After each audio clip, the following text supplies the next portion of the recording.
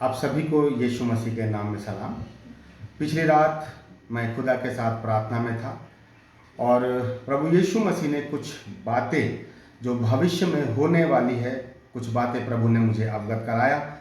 वही चीज़ मैं आप लोगों के बीच में रखना मांग रहा हूँ कि आने वाले दिनों में खुदा क्या काम करने जा रहा है। मैंने एक बहुत बड़े बांस को देखा और वो बांस खोखला था और जैसे किसी ने उस बांस को बीच से काटा, उसमें से 3 काले नाग जो आपस में गुथे हुए थे वो निकले और उसमें से एक सांप पूरब दिशा की ओर गया, दूसरा जो काला नाग था वो पश्चिम दिशा की ओर गया और जो तीसरा नाग था वो दक्षिण दिशा की ओर गया। अगर आप देखते हैं जैसे मध्य प्रदेश जो हृदय प्रदेश है, अगर वो सेंटर की जगह है तो एक नाग मध्य प्रदेश से पूरब दिशा की ओर गया, दूसरा जो काला नाग है वो मध्य प्रदेश से पश्चिम दिशा की ओर गया और एक काला नाग जो है वो दक्षिण दिशा की ओर गया। अगर आप देखें कि यदि राजस्थान से लेकर अगर हम एक लाइन बनाए जो मध्य प्रदेश, झारखंड, वेस्ट बंगाल होते हुए मिजोरम तक जाती है, अगर हम एक लाइन बनाएं तो प्रभु ने मुझे ऐसा बताया कि एक काले नाग ने पूरब दिशा को पूरे कैप्चर करके रखेगा, पश्चिम दिशा को पूरा कैप्चर करके रखेगा और आधे भारत के निचले हिस्से में जितने भी स्टेट पड़ते हैं, चाहे वो उड़ीसा हो, छत्तीसगढ़ हो, तेलंगाना हो, आंध्र प्रदेश हो, तमिलनाडु हो, कर्नाटक हो, महाराष्ट्र हो, चाहे मध्य प्रदेश का आधा हिस्सा, गुजरात का आधा हिस्सा हो, छत्तीसगढ़ का आधा हिस्सा हो, इतने हिस्सों में ये जो अंधकार की ताकतें हैं जो काम करने जा रही है और ये जो 3 नाग जो उस बांस से निकले हैं ये आधे भारत को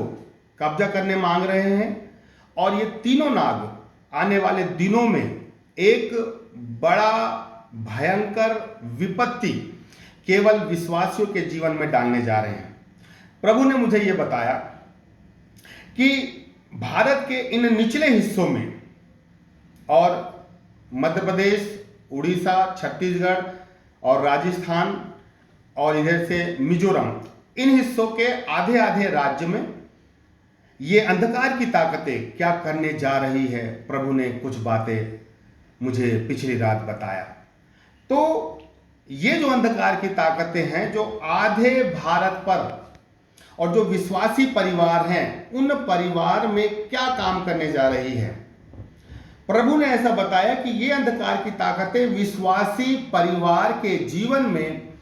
एक बड़ा सूखा डालने जा रही है।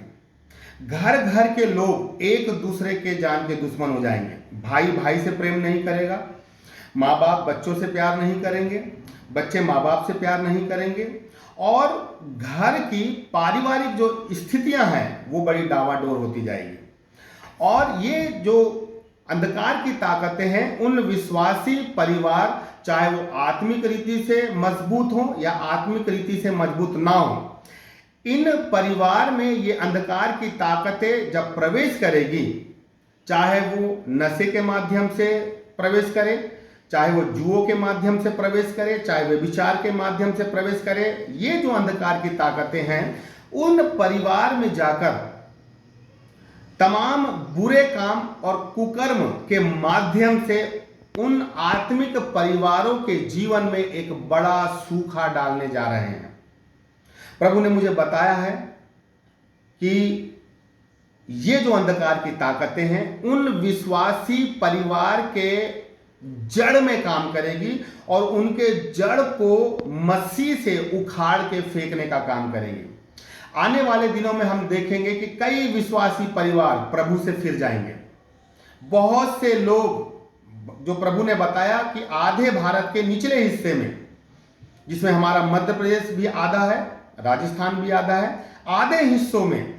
और भारत के आधे हिस्सों में ये जो अंधकार की ताकतें हैं ये विश्वासी परिवार की जड़ पर हमला करेंगे और कई लोग जो विश्वासी परिवार से हैं वो अपना जीवन प्रभु यीशु मसीह से फेर लेंगे। प्रभु ने और एक चीज बताया कि आने वाले दिनों में हम बड़ी बड़ी दुर्घटनाओं को होते हुए देखेंगे। बड़े बड़ी दुर्घटनाएं, चाहे वो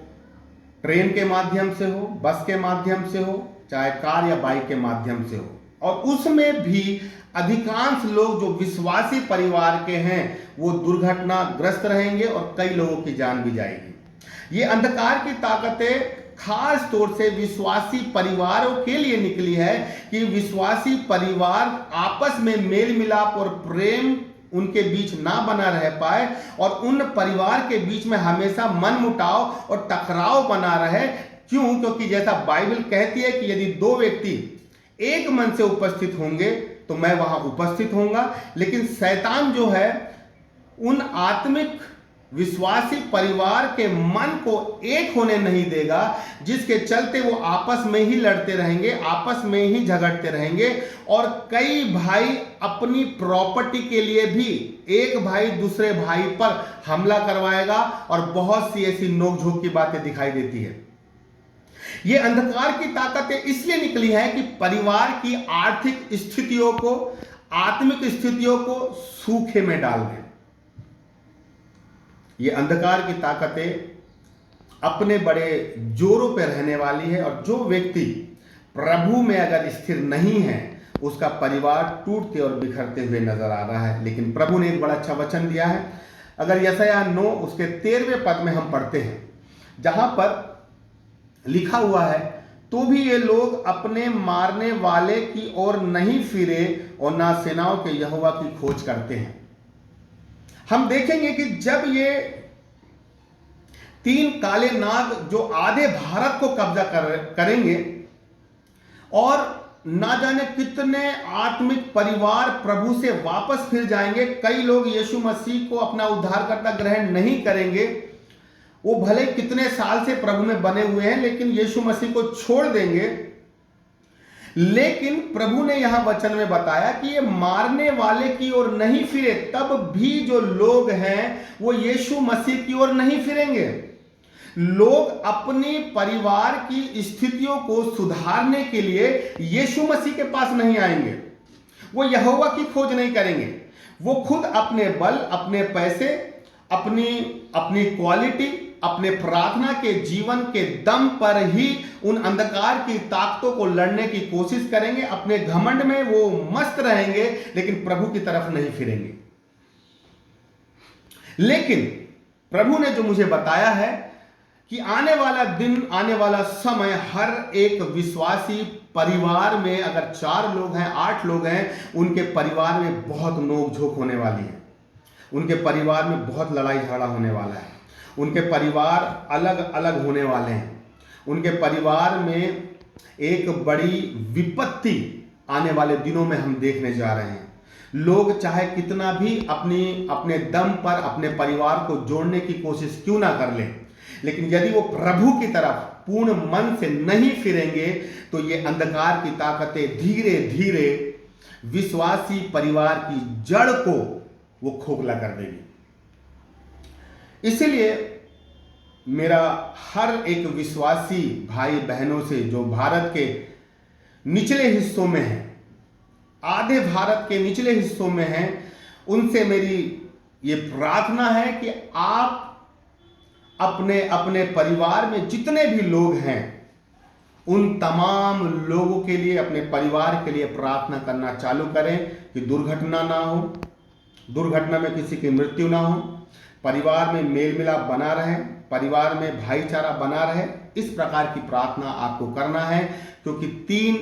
बड़े बड़े काले नाग आधे भारत में छोड़ दिए जाएंगे और उनका काम केवल ये रहेगा कि विश्वासी लोग जो यीशु मसीह को अपना उद्धारकर्ता ग्रहण करते हैं, उनके परिवार में वो केवल जहर घोले, केवल जहर घोले और एक दूसरे के, हर एक व्यक्ति परिवार में एक दूसरे का जान का दुश्मन हो जाएगा। परिवार टूटने जैसी कगार में हो जाएगा। पति पत्नियां को छोड़ देगी, पत्नियां पति को छोड़ देंगे, भाई भाई से बंटवारा कर लेगा। तो ऐसी आने वाली विपत्ति से बचने के लिए आपको चाहिए कि आप फिर से प्रभु की तरफ आप फिरें, ताकि खुदा आपको बड़ी शांति के साथ आपको आपके घर में सही सलामत रखे। प्रभु आपको इन वचनों के द्वारा आशीष दे। आमीन।